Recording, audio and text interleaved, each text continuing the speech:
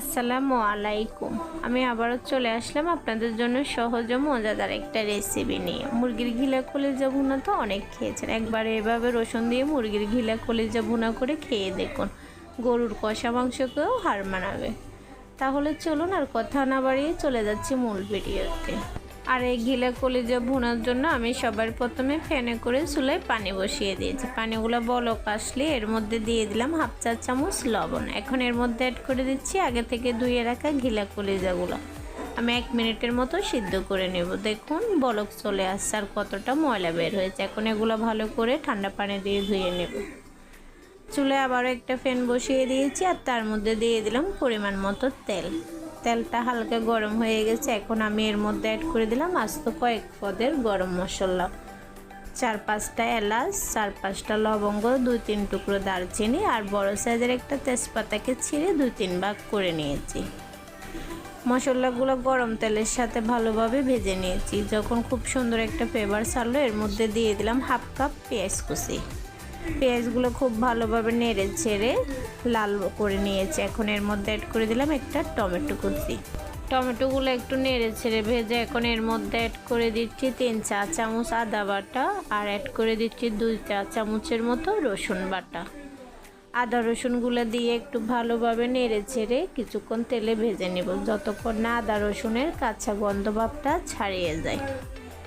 আদা রসুনের কাঁচা গন্ধ ভাব ছাড়িয়ে গেছে। এখন এর মধ্যে অ্যাড করে দিচ্ছি 2 চা চামচের মতো হলুদের গুঁড়ো, 1.5 চা চামচ লাল মরিচের গুঁড়ো, 1 চা চামচ জিরার গুঁড়ো, 1 চা চামচ ধনিয়ার গুঁড়ো, 1 চা চামচ দিয়ে দিচ্ছি গরম মশলা, লবণ দিয়ে দিচ্ছি স্বাদ মতো। আর সবগুলো উপকরণ খুব ভালোভাবে নেড়ে চেড়ে কিছুক্ষণ তেলের উপরে কষিয়ে নেব। আপনারা হয়তো অনেকে বলতে পারেন গিলা কলিজাগুলো ফুটন্ত গরম পানিতে লবণ দিয়ে কেন সিদ্ধ করলাম। গিলা কলিজাগুলো ফুটন্ত গরম পানিতে লবণ দিয়ে সিদ্ধ করলে গিলা কলিজার মধ্যে যে এক ধরনের ময়লা থাকে ওটা বের হয়ে যায়, আর কোনো ধরনের গন্ধ থাকলে ওটাও চলে যায়। মশলাগুলো খুব ভালোভাবে তেলের মধ্যে কষানো হয়ে গেছে। এখন আমি এর মধ্যে অ্যাড করে দিলাম হাফ কাপ পানি। পানিগুলো দিয়ে ভালোভাবে নেড়ে ছেড়ে ঢাকনা দিয়ে কষিয়ে দিব 3 থেকে 4 মিনিটের মতো। ফিরে আসলাম 3 থেকে 4 মিনিট পর। দেখুন মশলার উপরে কত সুন্দর একটা তেল বেশি উঠেছে।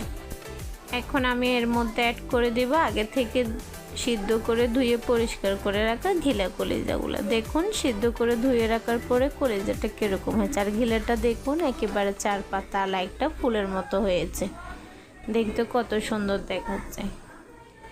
আপনারা যারা আমার সাথে ভিডিও দেখতে দেখতে ভিডিওর এই পর্যায়ে চলে আসছেন, এখনও একটা লাইক দেন না, লাইক দিতে ভুলে গেছেন, প্লিজ দয়া করে ছোট্ট একটা লাইক দিয়ে ফুল ভিডিওটা কন্টিনিউ করার অনুরোধ রইল। আশা করি ভিডিওটা আপনাদের ভালো লাগবে। গিলা কলিজাগুলো ভালোভাবে নেড়ে চেড়ে মশলার সাথে মিশিয়ে দিয়েছি। এখন ঢাকনা দিয়ে রান্না করে নিব 4 থেকে 5 মিনিটের মতো। ফিরে আসলাম 4 থেকে 5 মিনিট পর। দেখুন গিলা কলিজা থেকে পানি ছাড়তে শুরু করে দিয়েছে। আমি ভালোভাবে নেড়ে চেড়ে ঢাকনা দিয়ে রান্না করে নিব আরও 3 থেকে 4 মিনিটের মতো। আর ততক্ষণে গিলা কলিজা থেকে যে পানি বের হয়েছে ওটা শুকিয়ে খুব সুন্দরভাবে কষিয়ে তেল ছেড়ে দিবে। ফিরে আসলাম আবারও 3 থেকে 4 মিনিট পর।